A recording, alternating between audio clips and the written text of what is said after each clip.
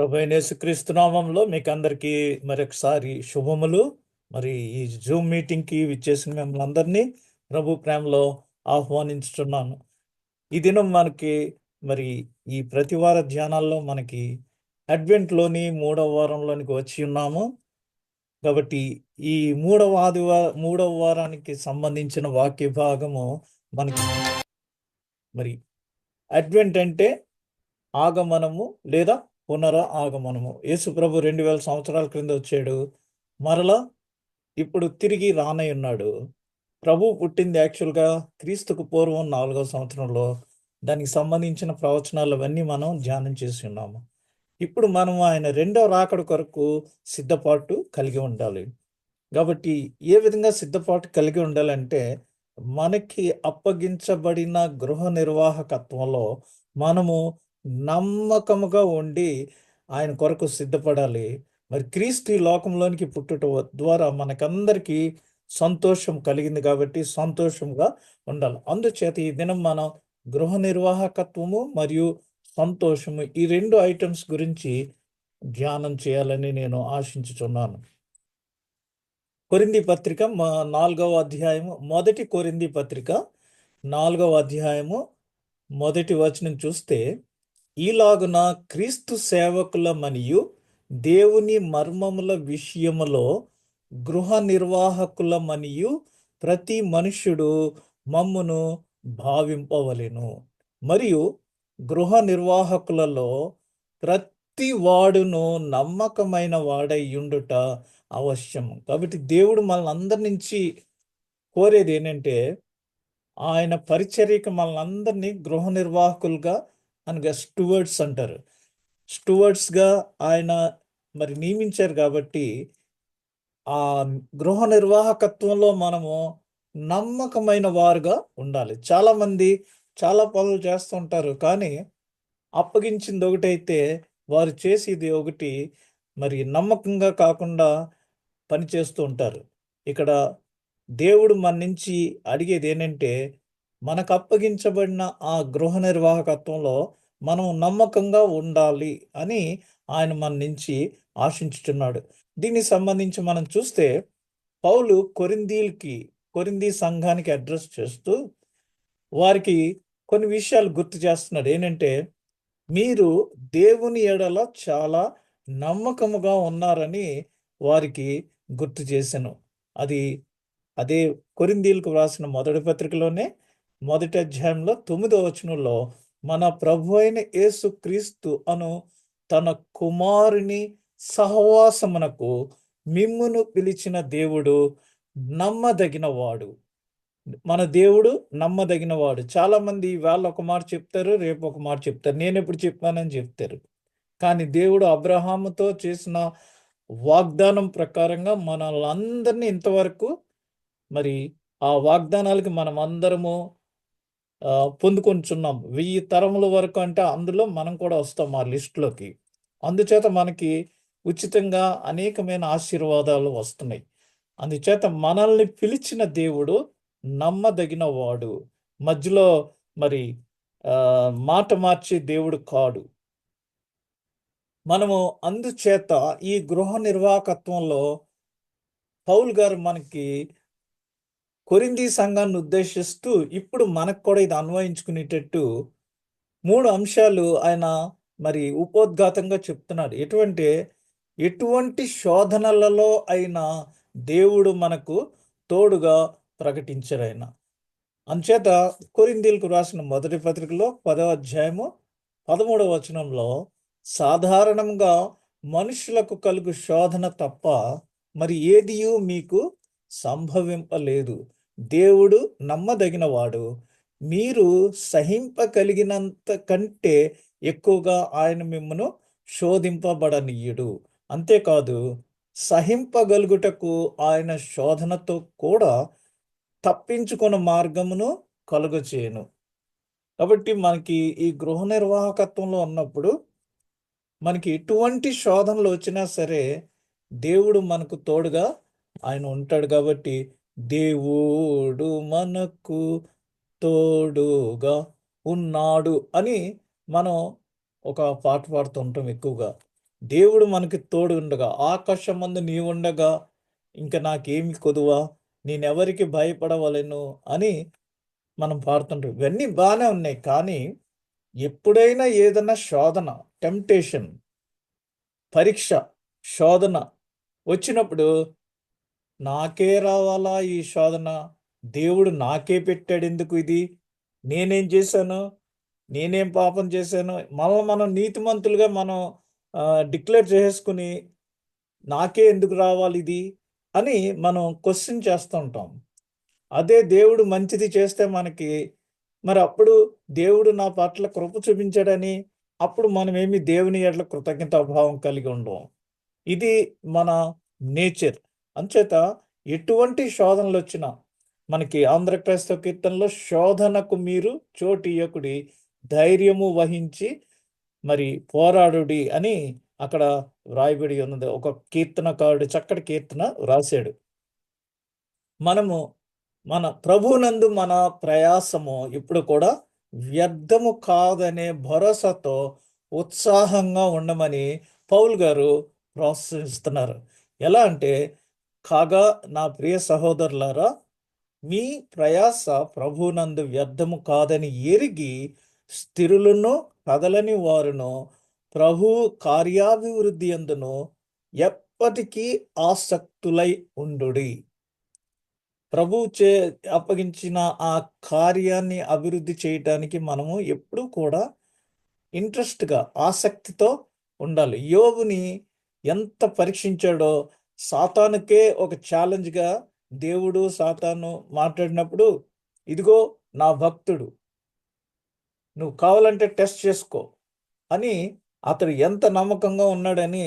అయితే నువ్వేమైనా చేసుకోగానే అతను ప్రాణం తీయటానికి మాత్రం నీకు మరి అంగీకారం కాదు, నీకు ఆ విషయమై నీకు కుదరద్దు అని దేవుడు సాతానుతో చెప్పినప్పుడు, సాతాను విపరీతంగా యోబుని పరీక్షించినప్పుడు, యోబు భార్య కూడా ఏటస్తమాన్ దేవుడు దేవుడు దేవుడు అంటే, ఏం చేస్తున్నాడు మీ దేవుడు, ఇప్పటికీ రావట్లేదా నీకు ఇంకా బుద్ధి అని భయంకరంగా మాట్లాడినప్పుడు, అప్పుడు యోబు తన భార్యను కూడా గద్దించి మరి తన యొక్క నీతిమంతుని యొక్క లక్షణాలని, నమ్మకత్వాన్ని అక్కడ చూపించుకున్నాడు. దేవుడే సాతానుతో ఛాలెంజ్ చేశాడంటే యోబు విషయమై మరి అక్కడ మనం చూడొచ్చు. దేవుడు యెహోవా మోషేని మరి తన ఈ గృహ నిర్వాహకత్వంలో మరి తనను పిలిచినప్పుడు చాలా నమ్మకంగా ఉన్నాడు. అందే మోషే గొప్ప సాత్వికుడు, మరి గొప్ప నిర్వాహకత్వం కలిగిన వాడు, గొప్ప స్టూవర్డ్ అనమాట. ప్రతి విశ్వాసి క్రీస్తు పరిచారకుడు మరియు దేవుని మర్మముల యొక్క గృహ నిర్వాహకుడు. దేవుని యొక్క మర్మాలు, కొన్ని సీక్రెట్స్, వాటన్నిటినీ మేనేజ్ చేసేవాడు మరి క్రీస్తు పరిచారకుడు లేదా గృహ నిర్వాహకుడు. ప్రతి విశ్వాసి కూడా ఈలాగున క్రీస్తు సేవకుల మరియు దేవుని మర్మముల విషయములో గృహ నిర్వాహకుల మరియు ప్రతి మనుష్యుడు మమ్మును భావింపవలను. మనమందరము కూడా క్రీస్తు యొక్క గృహ నిర్వాహకులు. ఆయన అప్పగించిన పనిని మనము సక్రమంగా జరిగించవలసిన బాధ్యత మన అందరిదిని. మనకి అందరికీ ఉచితముగా జీవాహారాన్ని ఆయన అనుగ్రహిస్తున్నాడు. ఆ జీవాహారం తీసుకునేటప్పుడు మనకి ఇవ్వబడిన ఆజ్ఞ ఏంటంటే, క్రీస్తు వచ్చు పర్యంతము, మన మరణ పర్యంతం వరకు మనము క్రీస్తు యొక్క శరీర మరణ పునరుద్ధానములను ఇతరులకు తెలియపరచవలసిన బాధ్యత మనకి ఉన్నది. ఇది గృహ నిర్వాహకత్వం. ఆ తెలియపరచడంలో మనము నమ్మకంగా ఉండాలి. ఏ విధంగా అంటే, దేవుని రహస్యాలు. దేవుని రహస్యాలు అంటే మరి దేవుడు ఉన్నాడు. చాలామంది మరి నాస్తికులు, ఆ దేవుడు ఎక్కడున్నాడు, అంత సైన్స్ ఇది అని కొన్ని వాదిస్తూ ఉంటారు. అయితే దేవుడు పరిశుద్ధాత్మ ద్వారా వెల్లడించిన సత్యములు. ఎందుకంటే ప్రభు ఏం చెప్పాడు, నేను వెళ్ళి మీకు తోడుగా ఉండటానికి పరిశుద్ధాత్మను మీ మధ్యకు పంపిస్తాను. పరిశుద్ధాత్మ వచ్చి మిమ్మల్ని సర్వసత్యములోనికి నడిపిస్తాడు. పరిశుద్ధాత్మ ఆ సత్యాన్ని మీరు ఒప్పుకునేటట్టుగా మిమ్మల్ని కన్విన్స్ చేస్తాడు. మీరు దానిని అంగీకరించేటట్టు మీకు ఆ సర్వసత్యాలన్నీ కూడా మరి తెలియజేస్తాడు అని ప్రభు చెప్పాడు. అందుకనే ఎవరైనా మరి ఇప్పుడు మనం ఎంతో మంది బోధలు అయ్యి వింటూ ఉంటాం. అయితే పరిశుద్ధాత్మ వారిలో కొంతమందికి వారి బోధన ద్వారా మరి పరిశుద్ధాత్మ పర్టిక్యులర్గా కొంతమందిని సంధిస్తూ ఉంటాడు. ఎప్పుడైతే ఆ కన్విక్షన్ జరిగిందో ఆటోమేటిక్గా ఆ యొక్క మర్మాన్ని, దేవుని యొక్క రహస్యాన్ని తెలుసుకుని మరి ఆ క్రీస్తు కొరకు గృహ నిర్వాహకులుగా అందరూ మరి ఆహ్వానించబడతారు. ఎప్పుడైతే దేవుని యొక్క రహస్యము క్లియర్గా పరిశుద్ధాత్మ ద్వారా మనకి బయలుపరచబడిందో అప్పుడు మనము ఆటోమేటిక్గా మరి దేవునిలోనికి వస్తాము. అది మానవుల యొక్క వాగ్వివాదములు లేదా వితండవాదాలు, తర్కించటాలు వాటి ద్వారా కాదు, లేదా మరి ఇది కరెక్టా కాదా అని ఏదో ల్యాబ్ టెస్ట్కి తీసుకెళ్ళి దీని యొక్క ఆథెంటికేషన్ లేదా దీని యొక్క క్వాలిటీ, ఇప్పుడు బంగారం పుటంలో వేసి 22 క్యారెట్ 24 క్యారెట్ అని అది చేస్తున్నాడు. కానీ ఈ దేవుడు బయలుపరిచిన రహస్యాలని పరిశుద్ధాత్మ మాత్రమే మనకి రివీల్ చేస్తుంది. అంతేగాని ఏదో ల్యాబ్లోకి తీసుకెళ్ళి దేవుడు ఉన్నాడా లేదా అనే టెస్ట్లు ఎక్కడ చేయటానికి అలాంటివి ఏమీ ఉండవు. గాలి వేస్తుంది, దాని ఉనికి మనకి ఎలా తెలుస్తుంది? అది వీచే డైరెక్షన్ బట్టి మనకి ఏదో ఒక గుర్తు తెలుస్తుంది. కానీ ఎక్కడ ఉంది అక్కడ ఉందని గాలి మనం చెప్తాం, కానీ గాలిని మనం చూడట్లేదు, గాలిని మనం పట్టుకోలేము, ఫిల్ చేసుకోలేము. కాబట్టి ఈ దేవుని రహస్యాల్ని మరి దేవుని సేవకులు ఆ మర్మాల విషయంలో మనం అందరము వివరించడానికి దేవుడు మనల్ని గృహ నిర్వాహకులుగా మరి ఏర్పరచుకున్నాడు మనందరినీ. అయితే మనము దేవుడు మనల్ని గృహ నిర్వాహకులుగా ఏర్పరచుకున్న దానిలో మనము మరి ఆయనకు నమ్మకముగా పని చేయవలెను. ఇక్కడ నమ్మకం అనేది చాలా ఇంపార్టెంట్. ఎవరైనా సరే, ఏ పనివాడైనా యజమాని దగ్గర నమ్మకంగా ఉండాలి, లేకపోతే అతడు శిక్షకు అర్హుడు. ఇక్కడ మనం చూస్తే గృహ నిర్వాహకుడు అంటే ఒక మేనేజర్ లేదా ఒక సూపర్వైజర్ లేక ఒక అడ్మినిస్ట్రేటర్. మనం ఎక్కడన్నా మరి కొన్ని చోట్లకి వెళ్తే స్టూవర్డ్ అంటారు, లేకపోతే ఫ్లైట్ అటెండెంట్ అంటారు. ఈ విధంగా మంచి గృహ నిర్వాహకుడిగా ఉండటానికి విశ్వాస పాత్రత ముందు అవసరం. అనగా నమ్మకము, విశ్వాసం. అది ఎలా అంటే నువ్వు బాగా చదువుకున్న మేధావి అవసరం లేదు, నీకు విశ్వాసం ఉంటే చాలు. నీకు బాగా ఎక్కువ మాట్లాడే అనర్గళంగా ఊరికనే మాట్లాడటం లేదా మంచి మంచి పదాలు ఉచ్చరించటం, కొంతమందికి నాకు పదాలు రావు, నేను మాట్లాడలేను, నాకు వాక్శక్తి లేదు అని అనుకుంటూ ఉంటారు. అవేం అక్కర్లేదు, విశ్వాసం ఉంటే సరిపోతుంది. కొంతమంది నేను చదువుకోలేదు, నాకు అక్షరాస్యత లేదు అని అనుకుంటూ ఉంటారు. వారికి విశ్వాసం ఉంటే సరిపోతుంది. చాలామంది దేవుడు పిలిచిన గృహ నిర్వాహకులు ఏ కాలేజీలోనూ ఏ యూనివర్సిటీలోనూ చదవక్కర్ లేకుండా వారు చక్కటి ఇంగ్లీష్ మాట్లాడుతున్నారు. మీకు కావాల్సిన నేను చూపిస్తాను, మీరు వారిని వెళ్ళి కలుసుకోవచ్చు, వారు చెప్తారు అప్పుడు మీకు. లేదా నేను అందంగా ఉంటేనే కానీ మరి ఈ గృహ నిర్వాహకత్వానికి ఏదో ఇప్పుడు ఫ్లైట్లో ఎయిర్ హోస్టెస్ లానే అందంగా ఉంటేనే వాళ్ళు అక్కడ ఎయిర్ హోస్టెస్ కింద తీసుకుంటారు. అలాంటి అందము దేవుని సేవకు గృహ నిర్వాహకత్వంలోనికి అవసరం లేదు. కేవలము విశ్వాసము, నమ్మకం ఉంటే సరిపోతుంది. అనర్గళముగా మాట్లాడవలసినంత అవసరత మనకేమీ లేదు, కానీ విశ్వాసము కలిగి ఉండాలి. విశ్వాసము కలిగి ఉండటం అనేది దేవుని యొక్క చిత్తం, అది సాధ్యం అందరికీ. అంచేత మనం దేవుని పట్ల నమ్మకము కలిగి నమ్మకమైన సేవ చేసినప్పుడు బలా నమ్మకమైన దాసుడా అని అక్కడ పిలువబడుతున్నాం. నమ్మకమైన దాసుడా. కాబట్టి దేవునికి మనం అందరము గృహ నిర్వాహకులము. We are all stewards for God's work. ఈ 5 అంశాలు నేను మీకు చెప్తాను ఈ దినం. గృహ నిర్వాహకులు వారి సమయము విషయంలో నమ్మకంగా ఉండాలి. You should be very faithful for your time. ఎలా అంటే ప్రసంగి 3వ అధ్యాయము మొదటి 8 వచనాల్లో అక్కడ ప్రసంగి వ్రాస్తున్నాడు. సొలొమోను, జ్ఞాని అయిన సొలొమోను, ప్రతి దానికి సమయం కలదు. For everything there is a time. ఆకాశము క్రింద ప్రతి ప్రయత్నమునకు సమయం కలదు. పుట్టుటకు, చచ్చుటకు, నాటుటకు, నాటబడిన దాని పెరికివేయుటకు సమయం ఉంది. ఎప్పుడు పడితే అప్పుడు ఏది కూడా జరగదు. మన తెలుగు వాళ్ళుగా చెప్పేది ఏంటంటే పుట్టుట చచ్చుట కొరకి అంటారు. అయితే ఎప్పుడు పుట్టాలో ఎప్పుడు చనిపోతామో కూడా దానికి ఒక టైం ఉంది. అది దేవుని చిత్తంలో ఉంది, దేవుని అధికారంలో ఉంది. చంపుటకు, బాగు చేయుటకు, పడగొట్టుటకు, కట్టుటకు సమయం ఉంది.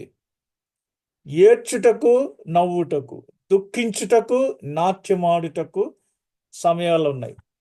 ఎప్పుడు ఏది చేయాలో అది చేయాలి, కానీ నాట్యం ఆడవలసిన సమయంలో దుఃఖించనవసరం లేదు. దుఃఖించే సమయంలో మనం నాట్యం ఆడలేము. రాళ్లను పారవేయుటకు, రాళ్లను కుప్పవేయుటకు, కౌగలించుటకు, కౌగలించుట మానుటకు, రెండిటికి కూడా మరి సమయం ఉందనేసి ఈ ప్రసంగి గ్రంథం నుంచి మనం చూస్తున్నాం. వెదకుటకు, పోగొట్టుకొనుటకు, దాచుకొనుటకు, పారవేయుటకు. ఫ్రిడ్జ్లో పెట్టి వారం వారం దాస్తూ ఉంటారు. ఆ తర్వాత ఏం చేస్తారు? వారం అయిపోయింది కదా, టైం అయిపోయింది కదా, ఆ టైం వచ్చేటప్పటికి పారేస్తారు, పాత బట్టలు తీసేస్తారు. అలాగా ప్రతి దానికి సమయం ఉంది అని ఈ ప్రసంగి గ్రంథంలో మనం చూస్తున్నాం. చింపుటకు, కట్టుటకు, మౌనముగా ఉండుటకు, మాటలాడుటకు. చాలా కాలం మరి మౌనంగా ఉండి ఉండి ఉండి వారు మాట్లాడతారు. అమెరికా దేశంలో మరి నవంబర్లో ప్రెసిడెన్షియల్ ఎలక్షన్ జరిగే ముందు మరి బిల్లీ గ్రాహం గారి కుమారుడు మౌనంగా ఉన్నాడు. ప్రెసిడెంట్స్ గురించి ఆయన నోరు విప్పలేదు. అందరూ వెళ్ళి మీ యొక్క అభిప్రాయం ఏంటి అది ఇది అన్నప్పుడు చివరిగా ఆయన రోజుల దగ్గరికి వచ్చినప్పుడు ఆయన నోరు విప్పి మాట్లాడింది ఏంటంటే మరి కమలా హ్యారిస్కి దేవుని యొక్క ప్రసన్నత కానీ లేకపోతే దేవుని యందు విశ్వాసం కానీ లేదు అని ఖచ్చితంగా ఆయన తేల్చి చెప్పాడు. ఆ సమయం వచ్చే వరకు ఆయన మౌనిగా ఉన్నాడు. మీకు ఒక కుమారుడు అనుగ్రహించబడతాడని జకర్యాతో చెప్తే జకర్యా నమ్మలేదు. ఇది జరుగు పర్యంతము నువ్వు మౌనిగా ఉంటావు అనేసి దూత చెప్పింది. కాబట్టి యోహాను జన్మించే వరకు కూడా జకర్యా మౌనంగా మూగవాడిలా ఉన్నాడు. ఎప్పుడైతే అతనికి ఏం పేరు పెడదామని అడిగినప్పుడు పలక మీద వ్రాసి ఇచ్చాడు, యోహాన్ అని పేరు పెట్టండి అని. అప్పుడు అతనికి మాట వచ్చింది. ప్రతి దానికి ఒక్కొక్క సమయం ఉంటుంది. కాబట్టి మనము మరి దాని కొరకు ప్రేమించుటకు, ద్వేషించుటకు, యుద్ధము చేయుటకు, సమాధాన పడుటకు. యుద్ధాలు జరుగుతున్నాయి, దానికి ఒక టైం వస్తుంది. ఎవరో ఒకరు మీదకి వచ్చినప్పుడు ఇదవుతుంది. మరలా దాన్ని సీజ్ ఫైర్ చేయటానికి, సమాధానం పడటానికి ఒక టైం వస్తూ ఉంటుంది. చాలా కాలంగా ఎప్పుడు మాట్లాడుకోని వాళ్ళు మాట్లాడుకుంటానికి, రికన్సైలేషన్కి టైం ఉంది. ఆ టైం వచ్చినప్పుడు ఆటోమేటిక్గా ఆ సమాధానం పడటం జరుగుతుంది. మరి యేసు ప్రభు ఈ లోకంలోనికి వచ్చినప్పుడు ఆయనకిష్టులైన మనుషులందరికీ భూమి మీద సమాధానము కలుగును గాక అనేసి మరి ఆయన తెలియజేసి ఉన్నాడు. కాబట్టి మనం ఇక్కడ చూస్తే ఆ సమాధానం కలిగింది. ప్రతి దానికి ఒక మరి సమయం ఉంటుంది. ఆ సమయంలో దేవుడు మరి ప్రతిదీ జరుగుతుంది అనేసి మనకి ప్రసంగి గ్రంథం ద్వారా తెలియజేస్తున్నారు. పని చేయడానికి ఒక సమయం ఉంది, విశ్రమించటానికి ఒక సమయం ఉంది, పరిచర్య చేయటానికి సమయం ఉంది. అంతేగాని నేను పరిచర్య చేసే టైంలో నేను విశ్రమించాలి అంటే కాదు. ప్రతి దానికి ఒక్కొక్క టైం ఉంది. మనకి దినంలో 8 అవర్స్ ఉద్యోగరీత్యా పని చేస్తామో ఆ టైంలో మనము విశ్రమించం. ఎప్పుడు విశ్రమిస్తాం? రాత్రి వేళ. ఇప్పుడు అలా కాకుండా ఈ సాఫ్ట్‌వేర్ వోళ్ళు రౌండ్ ద క్లాక్ పనిచేస్తున్నారు. అది సృష్టికి విరుద్ధం అయిపోతుంది. దేవుడు కూడా 6 దినాలు పనిచేసి ఏడవ దినాన విశ్రమించాడు. అది మనకి మరి సబ్బాతు దినంగాను లేతే ఇంకా ఉన్నాయి. ప్రతి దానికి ఒక సమయము ఉంది. కాబట్టి మనం ఆ సమయాన్ని యోచించుకొని దానికి తగిన విధంగా మనము బిహేవ్ చేయాలి. ఇక్కడ చూసాం కదా మరి ఇంతవరకు ఈ గృహ నిర్వాహకులు మరి వారి సమయము విషయంలో నమ్మకముగా ఉండవలెను. నేను ఒక్కొక్కసారి ఎంతవరకు చెప్తానంటే కొన్ని విషయాల్లో నేను కావస్తే నీకు డబ్బులిస్తాను. నువ్వు వెళ్ళు ఏదో రకంగా. కానీ నా సమయాన్ని ఇవ్వలేను అని చెప్తాను. My time is more important than money. Time and money, time and money. ఎందుకంటే ఓవర్ టైమ్ అంటారు లేకపోతే ఇంకోటి అంటారు. అది కాదు. మన సమయాన్ని మనం జాగ్రత్తగా ఉపయోగించుకోవాలి. ఎందుకంటే పోయిన సమయం తిరిగి రాదు. రెండవది, గృహ నిర్వాహకులు వారికి ఉన్న తలాంతుల విషయమై నమ్మకముగా ఉండవలెను. ఇది ఎట్లా అంటే మరి బాప్తిస్మం ఇచ్చినప్పుడు హస్త నిక్షేపం చేయటం వల్ల లేదా మరి పౌలు గారు ఆ హేతువ చేత నా హస్త నిక్షేపము వలన నీకు కలిగిన దేవుని కృపావరము ప్రజ్వలింప చేయవలెనని నీకు జ్ఞాపకము చేయుచున్నాను. అగైన్ హీస్ రిమైండింగ్, ప్రజ్వలింప చేయమని. ఎవరు కూడా దీపం వెలిగించి మంచం కింద పెట్టరు, దీపస్తంభం మీద పెడతారు.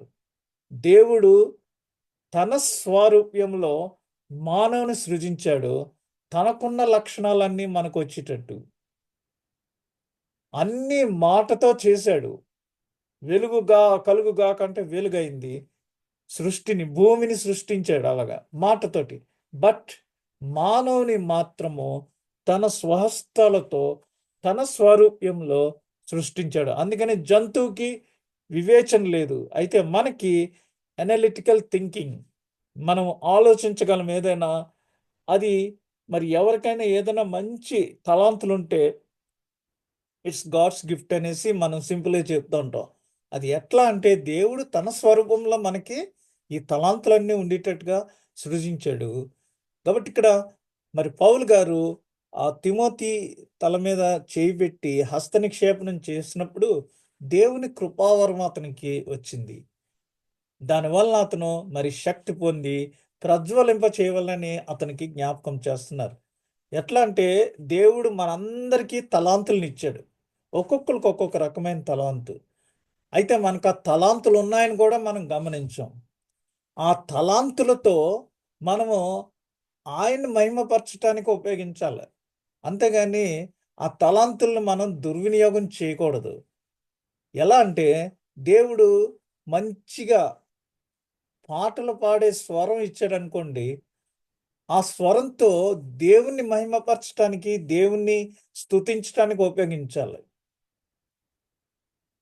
అంతేగాని అది నీకు స్వరం ఉంది కదా అనేసి, లేదా మ్యూజిక్ టాలెంట్ ఉంది కదా అనేసి, నీకు దేవుడు తన కోసం తనను స్తుతించటం కోసం ఇస్తే, నువ్వు దాన్ని కమర్షియల్‌గా పార్టీలకి లేదా సినిమాల్లో ఉపయోగిస్తే అది సబబు కాదు.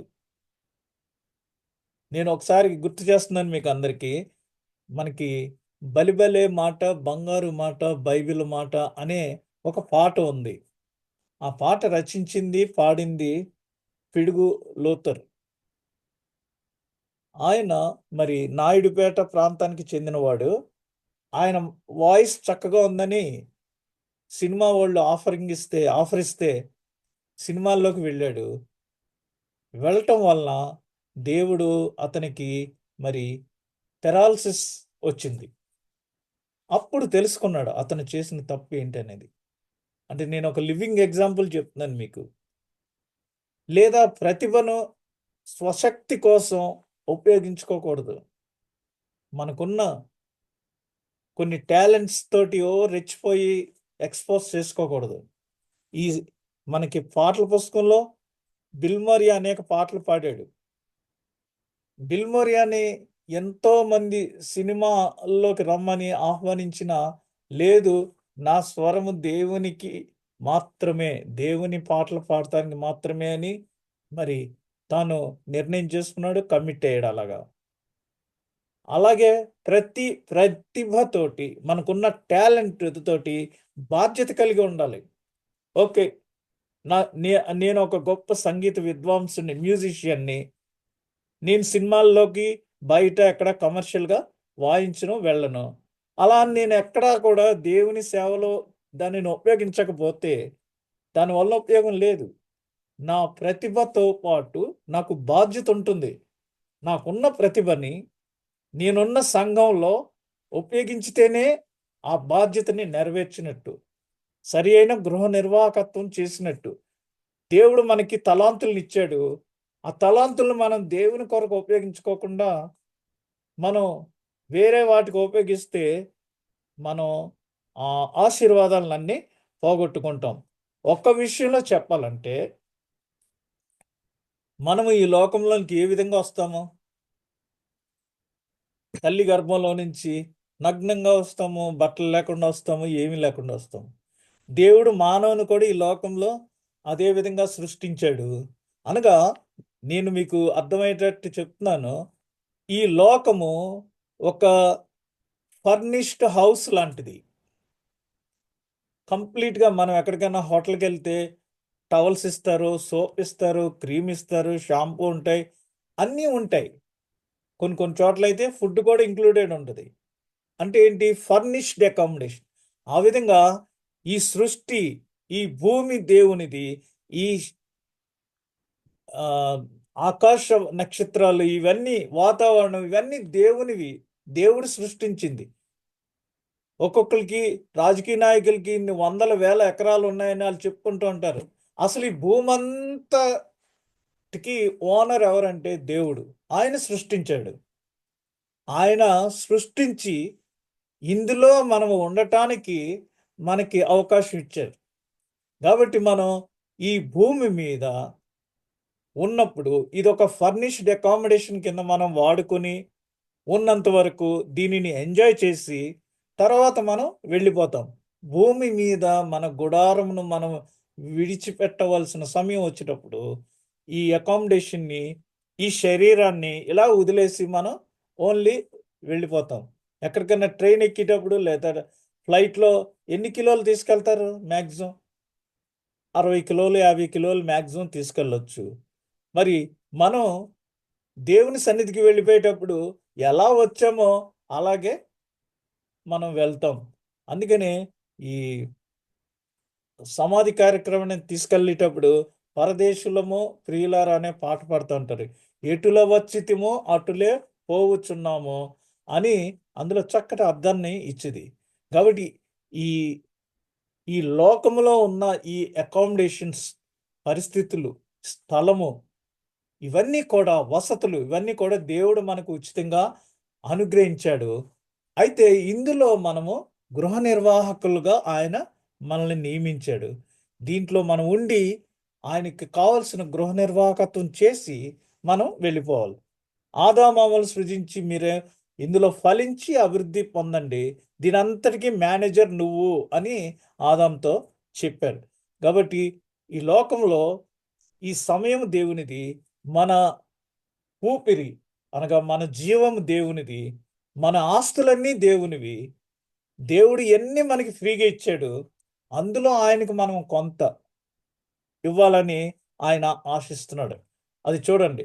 గృహ నిర్వాహకులు వారి సంపద విషయంలో నమ్మకముగా ఉండవలెను. మానవుడు దేవుని యొద్ద నుండి దొంగిలునా? అయితే మీరు నా యొద్ద దొంగిలితిరి. దేని విషయంలో మేము నీ యొద్ద దొంగిలితిమని మీరందురు 10వ భాగమును ప్రతిష్టార్పణలను ఇయ్యక దొంగిలితిరి. ఈ జనులందరూ నా యొద్ద దొంగిలిచునే ఉన్నారు, మీరు శాపగ్రస్తులై ఉన్నారు. ఇక్కడ మలాకి మలాకి ప్రవక్త ద్వారా దేవుడు మనకి చెప్తుంది ఏంటంటే, దేవుడు మనకి ఎన్నో ఇచ్చాడు, మనం అందులో కొంచెం దశమ భాగం శ్రేష్టమైన అర్పణాలు ఇవన్నీ ఇవ్వకపోతే అది మనం దొంగిలించిన దొంగలతో సమానం. నా చిన్నతనంలో మరి నేను చిన్నటి గార్డెన్ వేసినప్పుడు ఆ గార్డెన్లో ఏమొచ్చినా, లేకపోతే మా సండే స్కూల్ టీచరు ఆవిడేం చెప్పారంటే, సండే స్కూల్లో యేసుప్రభు వాళ్ళ నాన్నకి వడ్రంగి పనిలో చాలా హెల్ప్ చేసేవాడు, మరి వాళ్ళ ఇంట్లో గొర్రెలు మేపేవారు, ఈ పశువులకి అన్నిటికి నీళ్లు పెట్టి అది అన్నీ చేసేవారు అనేటాడికి మా ఇంట్లో అది ఇన్స్పైర్ అయిపోయి నేను ఒక పెద్ద కోళ్ళ ఫార్మ్ కింద డెవలప్ చేస్తాం.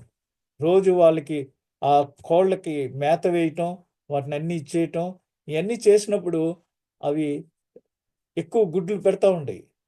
ఆ గుడ్లు ఫస్ట్ పెట్టిన గుడ్డుని ఖచ్చితంగా మరి దేవుని సన్నిధికి తీసుకుని వెళ్ళేవాళ్ళం.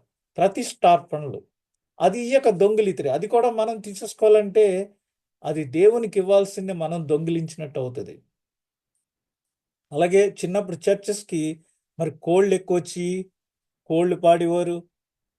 కూరగాయలు ఫస్ట్ కూరగాయ ఏదైతే ఈ ఫస్ట్ ఫ్రూట్స్ ప్రథమ ఫలములు అన్నీ కూడా ప్రథమమైనవి, ది బెస్ట్ అవి నావి అని దేవుడు చెప్తున్నాడు. కాబట్టి ఇవన్నీ మనం ఇవ్వకోకుండా దేవుని దగ్గర నుంచి దొంగిలించి మనము దొంగలు అవుతున్నాము. అందుకని నా మందిరంలో ఆహారం ఉండునట్లు 10వ భాగమంతయు మీరు నా మందిరపు నిధిలోనికి తీసుకొని రండి. దీని చేసి మీరు నన్ను శోధించిన ఎడల నేను ఆకాశపు వాకిండ్లను విప్పి పట్టజాలనంత విస్తారముగా దీవెనలు మీకు కుమ్మరించేదనని సైన్యములకు అధిపతియగు యెహోవా సెలవిచ్చుచున్నాడు. ఎట్లా అంటే మనము ఎంతో కొంత దేవునికి ఇచ్చినప్పుడు దేవునికి ఎంతో సంతోషం. ఫర్ ఎగ్జాంపుల్, తల్లిదండ్రులందరూ వారి కష్టార్జితం అంతా కూడా వారి బిడ్డలకే మరి స్పెండ్ చేస్తూ ఉంటారు. అయితే ఒకానొక సమయం వచ్చినప్పుడు బాగా వినండి, ఆ బిడ్డలు వారికి ఏమైనా చేసినప్పుడు ఎంత సంతోషంగా వారు చెప్పుకుంటారు. ఇదిగో ఏమండి, ఇది మా అబ్బాయి కొన్నాడండి, ఇది మా అమ్మాయి మొన్న వచ్చినప్పుడు చక్కటి శారీ తీసుకుని వచ్చింది, లేకపోతే నాకు ఈ జ్యువెలరీ తెచ్చింది అక్కడి నుంచి అని.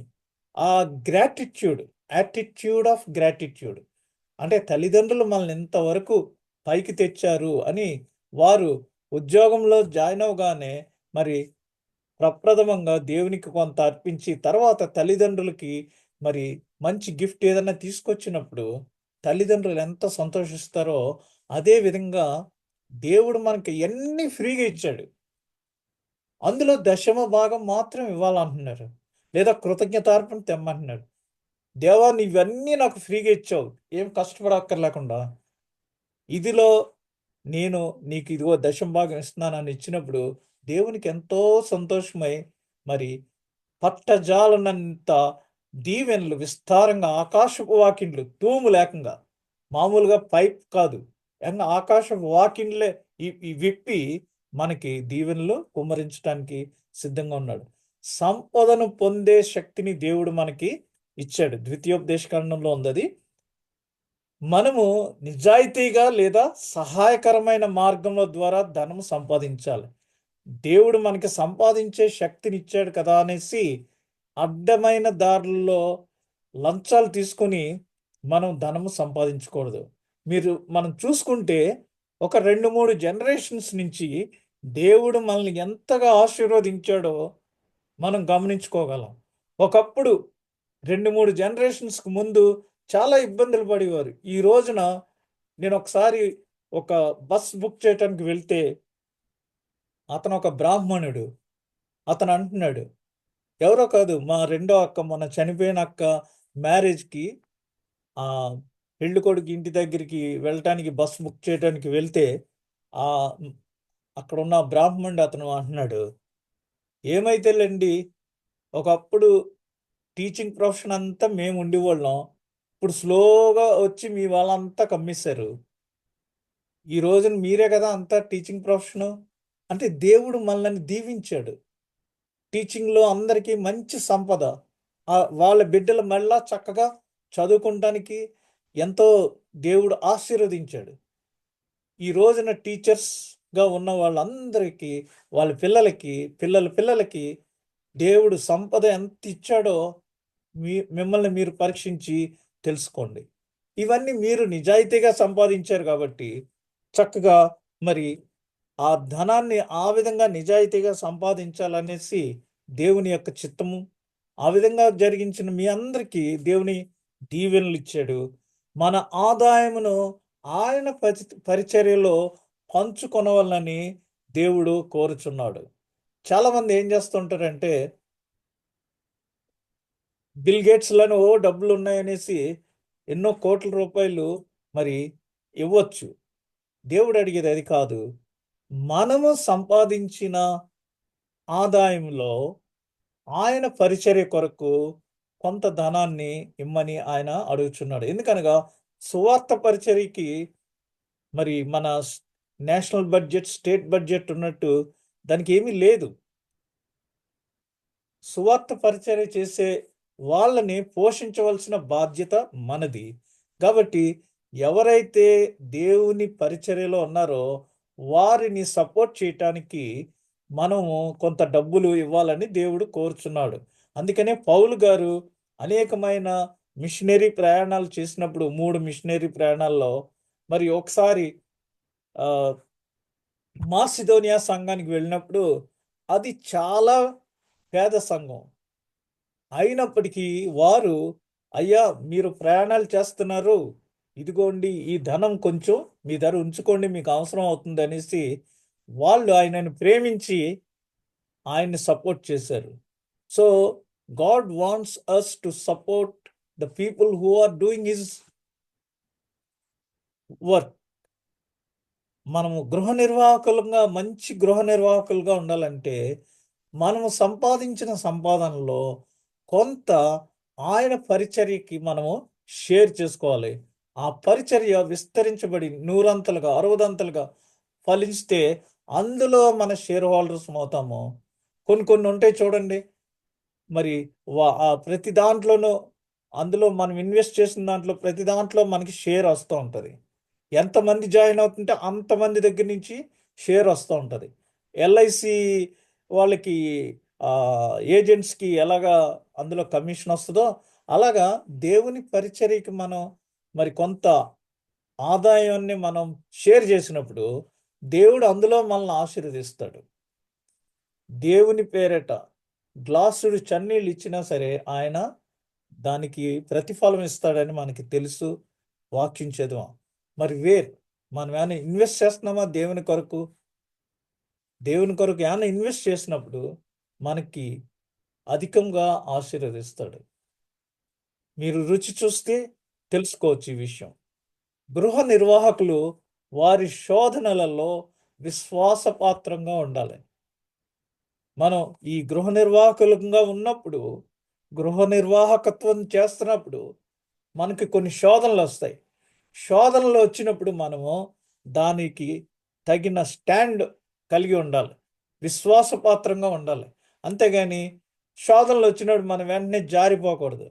అందుకని పేతురు మొదటి పత్రికలో రాస్తున్నాడు ఏమంటే, "ప్రియులారా, మిమ్మును శోధించుటకు మీకు కలుగుచున్న అగ్ని వంటి మహాశ్రమను గూర్చి మీకేదో ఒక వింత సంభవించినట్లు ఆశ్చర్యపడకుడి.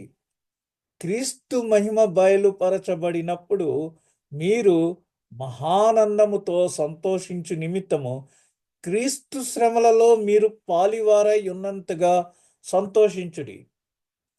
క్రీస్తు శ్రమల్లో మనము కూడా పాలివారమై ఉండాలి. షేర్. ఎవరైనా చనిపోయినప్పుడు అక్కడికి వెళ్ళి మనం నవ్వం. వారితో పాటు ఆ దుఃఖాన్ని పంచుకుంటాం. యూదులైతే మరి వారిని ఆ సంతాప దినాల టైంలో వారిని మరి అక్కడ వారితో ఉంటారు. ఇక్కడ అరబిక్ కల్చర్‌లో ఎవరైనా చనిపోతే ఒక టైము 2, 3 గంటలు టైం ఇస్తారు ఫిక్స్‌డ్‌గా. అప్పుడు వెళ్ళి వారిని పలకరించాలి. ఆ పలకరించినప్పుడు అక్కడ మరి గహ్వా గాని, చాయ్ గాని ఏదైనా ఇచ్చినప్పుడు షుగర్ ఉండదు. అనగా వారి చేదు అనుభవాలు మనము అదే చేదు అనుభవంగా వారితో పంచుకోవాలని. మనమైతే ఇక్కడ సాఫ్ట్ డ్రింక్స్, టీ, కాఫీ అన్నీ ఇచ్చేస్తున్నాం. అయితే వారు పొందిన ఆ చేదు అనుభవాన్ని మనము కూడా షేర్ చేసుకోవాలి. క్రీస్తు శ్రమలలో మీరు పాలివారై ఉన్నంతగా సంతోషించుడి. మనము శ్రమల ధ్యానాలు చేసేటప్పుడు ఆ 40 దినాలు క్రీస్తుతో కూడా సిలువ వైపు మన యాత్ర సాగించుచు క్రీస్తు శ్రమలలో ఎంతో కొంత మనము కూడా ఆ శ్రమను పంచుకున్నప్పుడు ఆ సంతోషాన్ని మనము మరి ఆ శ్రమల కాలంలో మరి పొందగలం.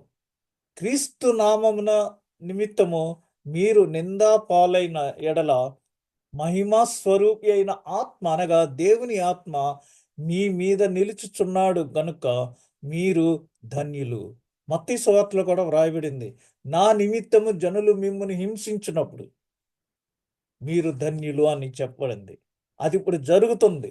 ఎందుకంటే ఇప్పుడున్న మరి Indian government SC, non SC, BCC, క్రైస్తవుడు, ముస్లిము అన్ని ఇన్ని కేటగిరీస్ తోటి వారు డిసెక్షన్ చేసినట్టు చేస్తున్నారు.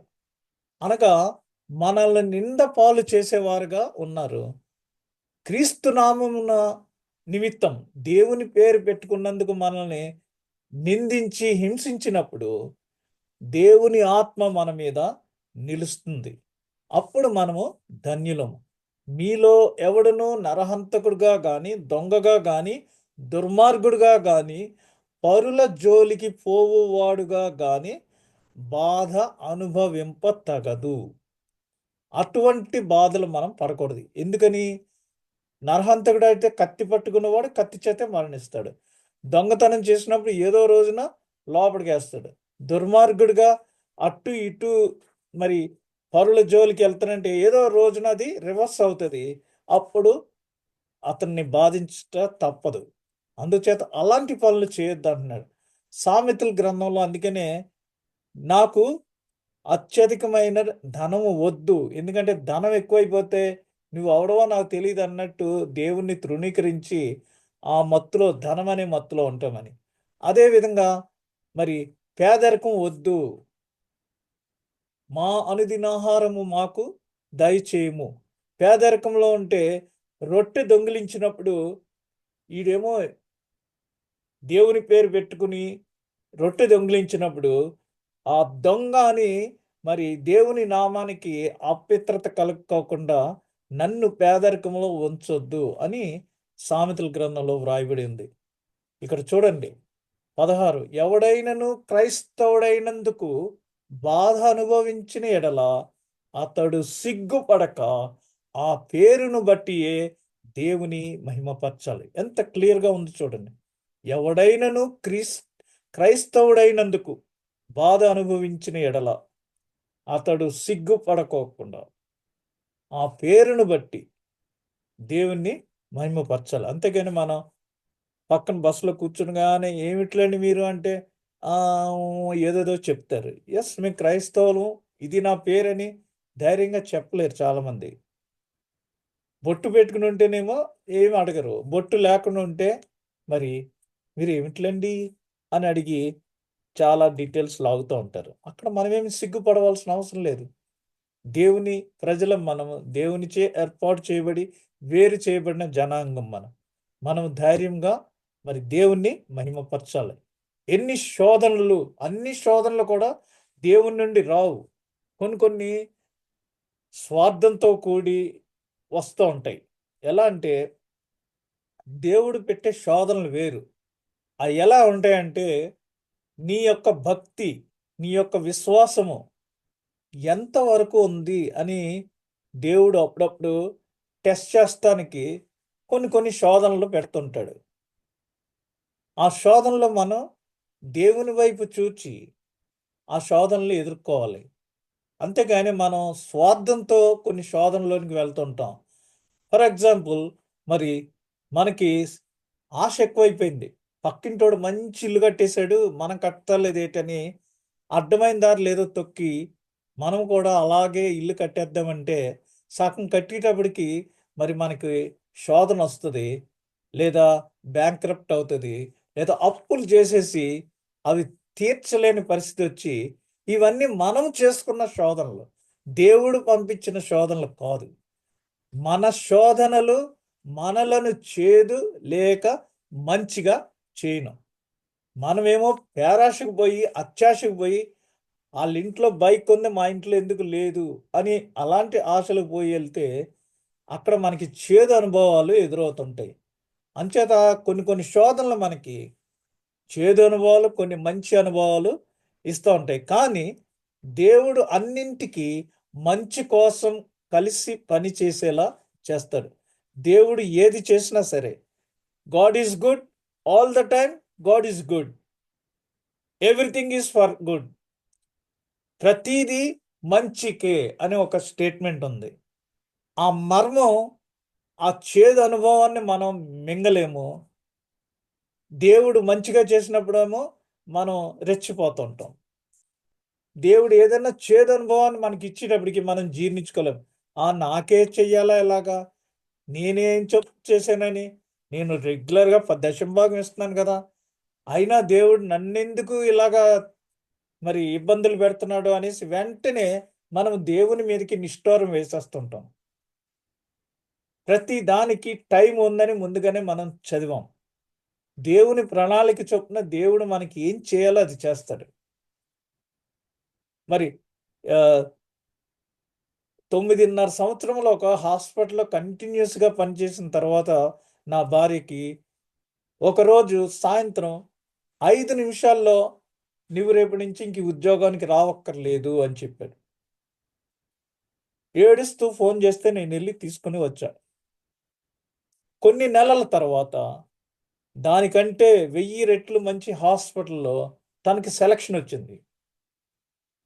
ఆ సెలక్షన్ కోసం దేవుని యొక్క ఏర్పాటు ఇది.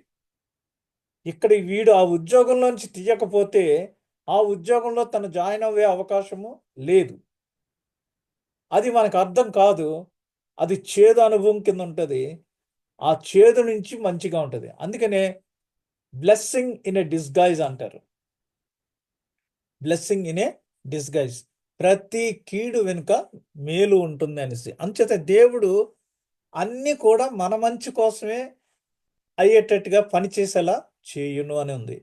అందుకనే రోమాపత్రిక 28వ అధ్యాయం 28వ వచనము, దేవుని ప్రేమించు వారికి అనగా ఆయన సంకల్పము చొప్పున పిలువబడిన వారికి మేలు కలుగుటకై సమస్తమును సమకూడి జరుగుచున్నవని ఎరుగుదుము. ఏదైనా సరే మంచికే అని నేను కొద్ది వారాల క్రింద మనకు చెప్పాను కదా, థ్యాంక్స్ గివింగ్ డే రోజున మనకు ఒకవేళ చేదు అనుభవాలున్నా మంచి అనుభవాలున్నా దేవునికి మనము అన్నిటి విషయమై కృతజ్ఞతాస్తులు చెల్లించాలి అని చెప్పాను. కాబట్టి దేవుణ్ణి మనం ప్రేమించినప్పుడు ఆయన సంకల్పం చొప్పున మనం పిలువబడ్డాం కాబట్టి మనకి ఎప్పుడూ మేలు కలగటానికి సమస్తాన్ని ఆయన సమకూర్చి ఆ విధంగా జరిగేటట్టు చేస్తున్నాడని మనం ఎరుగుదుము. 5వది ఫైనల్గా, గృహ నిర్వాహకులు వారి సాక్ష్యములో విశ్వాసపాత్రముగా ఉండవలెను. పేతురు రాసిన మొదటి పత్రిక 3వ అధ్యాయం 15వ వచనంలో, నిర్మలమైన మనస్సాక్షి కలవారై మీలో ఉన్న నిరీక్షణను గూర్చి మిమ్మును హేతువు అడుగు ప్రతి వానికిని సాత్వికముతోనూ భయముతోనూ సమాధానము చెప్పుటకు ఎల్లప్పుడూ సిద్ధముగా ఉండి మీ హృదయముల యందు క్రీస్తును ప్రభువుగా ప్రతిష్ఠించుడి. ఇప్పుడు ఇది చాలా ముఖ్యమైన వాక్యం. ఎందుకంటే ఇప్పుడు మనం ప్రతి పల్లెల్లోనూ ప్రతి చోట మరి ఈ కాషాయ వస్త్రాలు వేసుకునే వాళ్ళ ద్వారా ఎదుర్కొనేది ఏంటంటే, మన యొక్క సాక్ష్యంలో మనం చాలా విశ్వాసంగా ఉండాలి, స్ట్రాంగ్గా ఉండాలి. మీ హృదయముల యందు క్రీస్తును ప్రభువుగా ప్రతిష్ఠించుడి. మిమ్ముని ఎవరన్నా హింసించినప్పుడు పరిశుద్ధాత్మ మీకు తోడుగా ఉంటాడు కాబట్టి మీకు అది ధన్యులు. ఈ హేతు ఇవన్నీ తెలియక మరి సమాధానం సరిగా చెప్పలేకపోవటం వల్ల క్రైస్తవ్యం నవ్వుల పాలైపోతుంది ఈ రోజుల్లో. కాబట్టి మనము వాక్యాన్ని బాగా పఠించి వాక్యం అనే రెండంచులు పదును గల ఖడ్గంతో మన మీదకి వచ్చిన వారికి మరి సమాధానం చెప్పి వారిని తరిమి వేసే ధైర్యాన్ని మనం కలిగి ఉండాలి. అటువంటి గృహ నిర్వాహకులుగా మనం ఉండాలి. అంతేగాని వాళ్ళు వచ్చేటప్పటికి మనం ఇటు పారిపోయి దొడ్డిదారిని చూసుకునేటట్టుగా మన క్రైస్తవ్యం మనకి అటువంటి గృహ నిర్వాహకులుగా ఉండమని మనకి ప్రభు చెప్పట్లేదు. మీలో ఉన్న నిరీక్షణను మిమ్మును హేతువాడుగు ప్రతి వానికిని సాత్వికముతోనూ చాలా నెమ్మదిగా భయముతోనూ సమాధానం చెప్పుటకు ఎల్లప్పుడూ సిద్ధముగా ఉండి మీ హృదయముల యందు క్రీస్తును ప్రభువుగా ప్రతిష్ఠించుడి. మనము మన పెదవుల భాషను ఉపయోగించవలను. పెదవుల భాష అంటే ద వే వి స్పీక్. కొంతమంది మాట్లాడితే ఇతరులకి చాలా కోపం వస్తుంది, తట్టుకోలేరు. ఇరిటేటివ్ లాంగ్వేజ్ అంటారు దాన్ని. మన భాష చాలా సౌమ్యంగా ఉండాలి. మీకు బాగా అర్థం అవ్వాలంటే ఒకే ఒక ఎగ్జాంపుల్. ఎవరన్నా ఇంటికి వెళ్ళి తలుపు కొట్టి, ఏం బాబు మీ నాన్నగారు ఉన్నారా అని అడిగిన దానికి తలుపు కొట్టి, ఎరా నీ అమ్మ మొగుడు ఉన్నాడా అంటే ఎంత స్లాంగ్ అయిపోతుందో మీరు ఆ డిఫరెన్స్ అర్థం చేసుకోండి. క్రైస్తవులంగా మన పెదవుల భాష జాగ్రత్తగా ఉపయోగించాలి. రెండవది, మన జీవితమునకు సంబంధించిన భాషను ఉపయోగించాలి. We will speak with our activities. క్రైస్తవులంగా మనము ప్రభు ఏం చెప్పాడంటే మనకి, మీరు వెలుగు సంబంధులు, ప్రజలు మీలో ఉన్న సత్క్రియలు చూసి ప్రభువుని ఘనపరచాలి. అనగా మనము క్రైస్తవులు అని మన జీవితం అనే భాష ఇతరులకి వారు గమనించాలి. అది సరైన గృహ నిర్వాహకత్వం అనమాట. అప్పుడు మనం చేసింది మన జీవితం practicality. We have to be like a practical Christians, not church going Christians. చర్చికి అందరూ వస్తుంటారు, వెళ్తూ ఉంటారు, మ్యూజియంకి వెళ్ళి చూసి వస్తుంటారు. అలా కాదు. మనం ఒక తీర్థయాత్రకు వెళ్ళినప్పుడు వాళ్ళ గుడిలోకి వెళ్ళి గుడిలో ప్రార్థన చేసుకుని అన్నీ తెలుసుకుని అది అంగీకరించి దాని ప్రకారం నడుచుకుంటానికి వెళ్ళేవాళ్ళు తీర్థయాత్రకి. మామూలు వాళ్ళేమో విజిటర్స్. మనం అలా విజిటర్స్ కింద కాకుండా మన జీవితం ఇతరులకు ఒక సాక్షిగా ఉండే అటువంటి భాషను మనం కలిగి ఉండాలి. అంచేత మన సాక్ష్యంలో విశ్వాసపాత్రంగా ఉండవలేను. మరి పోయిన నెల ఇదే తేదీన మా రెండో అక్క ప్రభునందు నిద్రించింది. అయితే మరి సమాధికి తీసుకొని వెళ్ళక మునుపు అనేక మంది వచ్చి అక్క దగ్గర ప్రార్థన చేశారు, అనేక మంది మాట్లాడారు, వాళ్ళ కొలీగ్స్ మాట్లాడారు.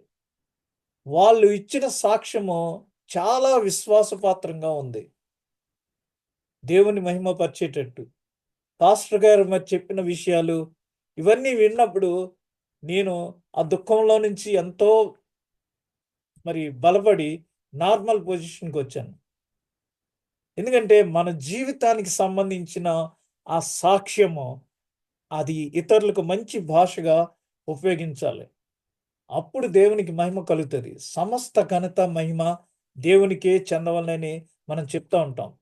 అంచేత మనము మరి ఏది జరిగినా ఇక్కడ మన మన గొప్ప కోసం కాకుండా దేవునికి మహిమపరిచేటట్టు మనం చెయ్యాలి. కానీ మన గొప్పని బూస్టప్ చేసుకుంటానికి ఏ విధంగా కూడా చేయకూడదు.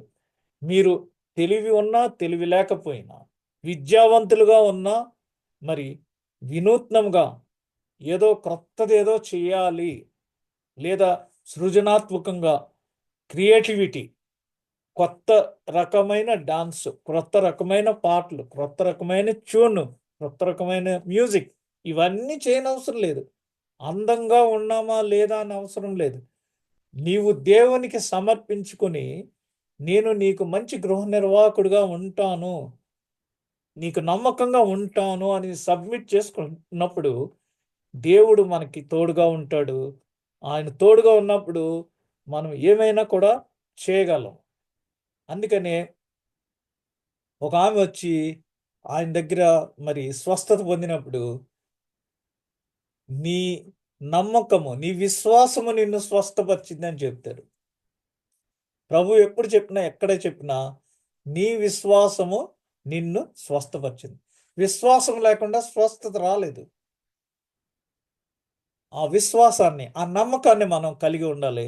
అటువంటి నమ్మకాన్ని కలిగి ఉంటమే మనం క్రీస్తు కొరకు మంచి గృహ నిర్వాహకులుగా ఉంటాం. ఈ గృహ నిర్వాహకత్వం అనేది చాలా పెద్ద సబ్జెక్టు. దీనిని కనీసం ఒక 15 వారాలు అనర్గళంగా మరి వివరించటానికి నాకు శక్తి ఉంది. మరి రానున్న దినాల్లో వీలైతే మనం ఎప్పుడైనా చేయొచ్చు. గృహ నిర్వాహకత్వం గురించి డీటెయిల్గా మనం ధ్యానించవచ్చు. ఇది మరి అవుట్లైన్ మాత్రమే. ఎందుకంటే పౌలు గారు కొరింథీ సంఘానికి, మీరు ఈ విషయంలో నమ్మకంగా ఉన్నారు అని మీకు గుర్తు చేస్తున్నానని ఆయన చెప్పిన ఈ 5 అంశాలు మనం ఈ దినం ధ్యానించి ఉన్నాము. ఈ అడ్వెంట్ కాలంలో మనము మరి 3వ ఆదివారంలో ఉన్నాము. ఈ 3వ ఆదివారము సంతోషానికి గుర్తు. అందుకనే నేను సంతోషించుడి, అందరూ నాతో సంతోషించండి, ఒక వింతగు కీర్తన పాడవచ్చి తిని అని నేను చెప్పాను. ఈ క్యాండిల్ జాయ్, ఇది మరి సంతోషానికి గుర్తు. ఈ 3వ కొవ్వొత్తి సంతోషం. ఎందుకనగా మనకు ఒక సమాధానకర్త అధిపతి వచ్చాడని మనకు సంతోషము. ఆ రోజున దూత గొల్లల దగ్గరికి వెళ్ళి, భయపడకుడి, డోంట్ వర్రీ, మీకేం ప్రాబ్లం లేదు ఇక మీదట, ఇదిగో ప్రజలందరికీ కలగబోవు మహా సంతోషకరమైన సువర్తమానము నేను మీకు తెలియజేస్తున్నానని చెప్పింది. అందరికీ చాలా చాలా పండుగలు కొంతమందికే ఉంటాయి, కానీ క్రిస్మస్ లోకరక్షకుడు ప్రజలందరికీ కామన్ ఫెస్టివల్ ఏదంటే క్రిస్మస్. ప్రపంచవ్యాప్తంగా అన్ని జనాంగాలు, అన్ని జాతులు చేసుకునే పండుగ క్రిస్మస్. నేడు రక్షకుడు మీ కొరకు పుట్టి ఉన్నాడు, ఈయన ప్రభు అయిన క్రీస్తు అని చెప్పింది. ఈ విధమైన సంతోషం మన జీవితంలో ఉండాలి. ఎలా అంటే ఇక్కడ చూడండి, మరి చర్చెస్లో, మెయిన్ లైన్ చర్చెస్లో 3 ఈ సెంటర్లో ఉన్న క్యాండిల్ డిసెంబర్ 25వ తేదీన అంటిస్తారు. ఈ 3 క్యాండిల్స్, మూడో క్యాండిల్ ఇక్కడ మనం చూస్తే ఆరెంజ్ కలర్లో ఉంది. అది సంతోషానికి గుర్తుగా వారు వెలిగించారు. మనం చూస్తే ఈ 9 అంశాల్లో ఆ నక్షత్రాన్ని చూచి జ్ఞానులు ఇంటి లోపలికి వచ్చి అత్యానంద భరితులై, ఎలిజబెత్ ఏమో మరియమ్మ దగ్గరికి వెళ్ళినప్పుడు, మరియమ్మ ఎలిజబెత్ దగ్గరికి వచ్చినప్పుడు మరియమ్మ చెప్పిన ఆ వాక్యాన్ని విని కడుపులో ఉన్న శిశువు ఆనందముతో గంతులు వేశాడని. గొర్రెల కాపర్లు వారు విన్న వాటిని, కన్న వాటిని చూచి గంతులు వేచు ప్రజలందరికీ మరి తెలియజేశారు. మొట్టమొదటి సువార్తికులు వాళ్ళు. ప్రజలందరికీ కలగబో మహా సంతోషకరమైన శుభవర్తమానం. లూకా సువార్త 2వ అధ్యాయం 10వ వచనం. మరలా లూకా సువార్త 15వ అధ్యాయము 24వ వచనంలో ఆ తప్పిపోయిన కుమారుడు తిరిగి వచ్చినప్పుడు ఆ తండ్రి సంతోషంతో అతన్ని చేర్చుకుని మరి ఎంత హ్యాపీగా ఆ కుమారుడు వచ్చినందుకు వారు సంతోషంగా గడిపారో చూడొచ్చు. ఏమని చెప్పాడంటే, ఈ నా కుమారుడు చనిపోయి మరలా బ్రతికెను, తప్పిపోయి దొరికెనని చెప్పాను, అంతటా వారు సంతోషపడసాగిరి. Over Joy. పశ్చాత్తాపం వద్ద దేవదూతలు సంతోషిస్తారట. ఎలాగో చూడండి, 15వ అధ్యాయం 10వ వచనం. అటువలే మారు మనస్సు పొందు ఒక పాపి విషయమై దేవుని దూతల ఎదుట సంతోషము కలుగునని మీతో చెప్పుచున్నాను. ఎవరూ నశించబోకూడదని దేవుని యొక్క చిత్తం. అయితే మనం మరి ఈ లోకంలో రకరకాలుగా జీవిస్తున్నాము. అయితే దేవునిని అంగీకరించి పశ్చాత్తాపపడిన మరి ఒక మారు మనస్సు పొందిన పాపి విషయమై పరలోక రాజ్యంలో దేవదూతలు సంతోషంతో పాటలు పాడతారట. ఆ పాపి కొరకు ఒక ప్రత్యేకమైన పాట పాడతారట. దేవుడు మన అందరికీ బహుమానాలు పరలోక రాజ్యంలో సిద్ధం చేసి ఉంచారు. ఎవరైతే పాపి మరలి పశ్చాత్తాపడి దేవుణ్ణి అంగీకరిస్తారో వారి గురించి దేవదూతలు ఎంత సంతోషంగా ఉంటారు అనేది ఇక్కడ వ్రాశారు. జక్క యేసుప్రభుని చూడాలని ఎంతో ఆశతో చెట్టెక్కాడు. అయితే యేసుప్రభే జక్కయ్య దగ్గరికి వచ్చి, జక్కయ్య త్వరగా దిగిరా, నేను నీ ఇంటికి వస్తాను, నేడు నీ ఇంటికి నేను వచ్చేదను అని చెప్పినప్పుడు చూడండి 19వ అధ్యాయం 6వ వచనం, అతడు త్వరగా దిగి సంతోషముతో ఆయనను చేర్చుకున్నాడు. ఎంత సంతోషమో, ఓవర్ జాయ్. యేసుప్రభే నా ఇంటికి వస్తా అన్నాడు. నీకు ఎంత సంతోషంతోటో మరి దిగి త్వరగా ఆయన్ని చేర్చుకున్నాడు. ఆది క్రైస్తవ సంఘంలో అపోస్తల కార్యాల్లో మరి వారందరూ కలిసి వారికున్న స్థిరాస్తులన్నీ తీసుకొని వచ్చి ఒక్క చోట పెట్టి వారందరూ కలిసి మరి భోంచేయటం వల్ల 47వ వచనం, ఆనందముతోనూ నిష్కపటమైన హృదయంతోనూ ఆహారం పుచ్చుకొని చుండిరి. ఎంతో హ్యాపీగా కలిసి ఫెలోషిప్ డిన్నర్ వారు చేశారు.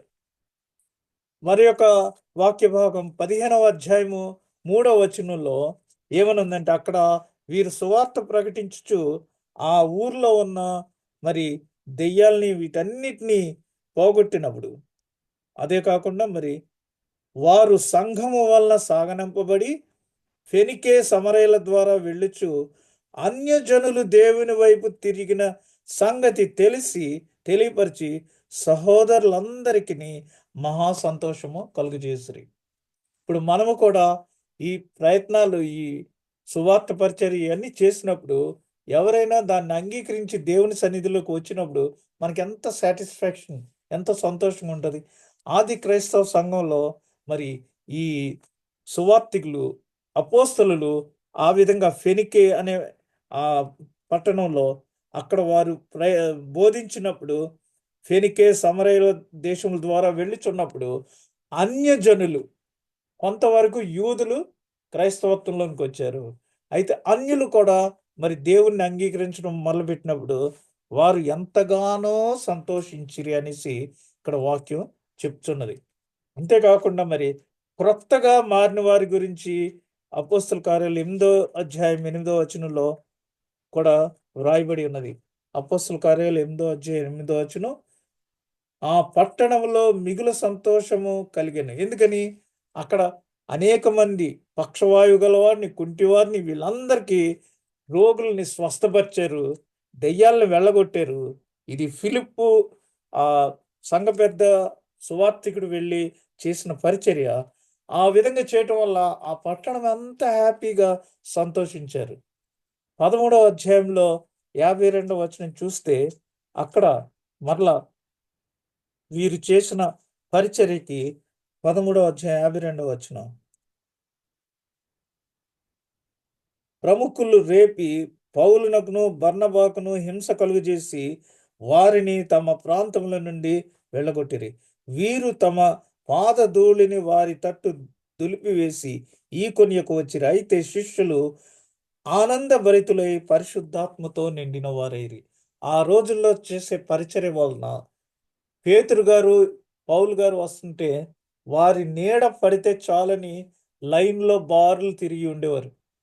వారు వెళ్ళిపోతున్నప్పుడు వారి నీడ పడితే రోగాలు స్వస్థత పొందారు. అటువంటి కార్యాలు జరిగినప్పుడు వారు ఎంతగానో సంతోషించారు, పరిశుద్ధాత్మతో నిండి ఉండిరి. ఆ విధంగా మరి మనము ఈ క్రిస్మస్ కాలంలో దేవుని యందు మంచి గృహ నిర్వాహకులుగా ఉంటూ, దేవుడు మనకు అప్పగించిన బాధ్యతని, ఎవరికి ఏ బాధ్యత అప్పగిస్తే దానిలో నమ్మకముగా ఉండి సత్యవాక్యాన్ని బోధించడానికి నేను ఎంతగానో నమ్మకంగా దేవుని ఎలా ప్రయత్నం చేస్తుంటాను. ఎందుకని ఈ రోజుల్లో వాక్యాన్ని వక్రీభవించి షుగర్ కోటెడ్ గాస్పుల్గా చెప్తున్నారు. ఎవరిని ఖండించుకోకుండా, నొప్పి లేకుండా అలా చెప్పాలన్నమాట. అట్లా కాకుండా మరి వాక్యాన్ని వాక్యంగా, సత్యవాక్యంగా బోధించినప్పుడు నాకు అనుగ్రహించిన ఈ గృహ నిర్వాహకత్వాన్ని నేను సరిగా నిర్వహించటానికి దేవుడు నాకు సహాయం చేయాలి. మనమందరము మంచి గృహ నిర్వాహకులుగా నమ్మకము కలిగి దేవుని యందు సంతోషించాలని నేను మిమ్మల్ని అందరినీ అభ్యర్థిస్తున్నాను. దేవుడు ఈ కొద్ది మాటలను దీవించును గాక. ఆమేన్.